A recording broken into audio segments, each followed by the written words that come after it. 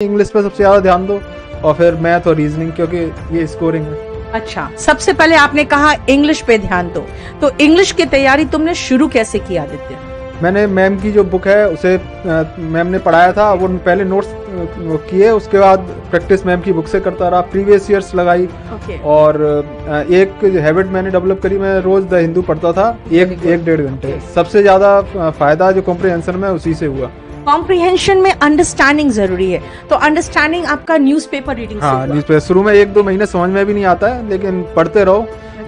तो मैंने कई लोगों को सजेस्ट भी किया, उनको भी बहुत फायदा हुआ इससे। मैम भी बताती हैं कि इंग्लिश रीडिंग बहुत जरूरी है। देखो, रीडिंग तो जरूरी है, दूसरी बात अगर न्यूज़पेपर रीडिंग करोगे तो आपको करंट अफेयर्स के बारे में जानकारी होती रहेगी और आपसे क्वेश्चन में तुक्का भी सही लग जाता है, जीके के जो करंट अफेयर्स के क्वेश्चंस होते हैं, और उससे आपकी अंडरस्टैंडिंग डेवलप होती है। तो अच्छा, एक बात बताओ, वोकैबुलरी सेक्शन बहुत बड़ा सेक्शन है सीपीयूएसआई में, वो कहाँ से किया? आपकी बुक से किया, और आपकी बुक के बाद मैं जितने प्रीवियस ईयर्स आए हुए हैं उनसे किया। उसके बाद न्यूज़पेपर पढ़ता था तो वोकैब 1-2 ऐसी आई जाती हैं, समझ में नहीं आती हैं, तो 1-2 दिन देखोगे, अगले बार फिर वही रिपीट होती रहती हैं। अब जब डेली रिपीट होंगी तो फिर वो दिमाग में बनी रहती है।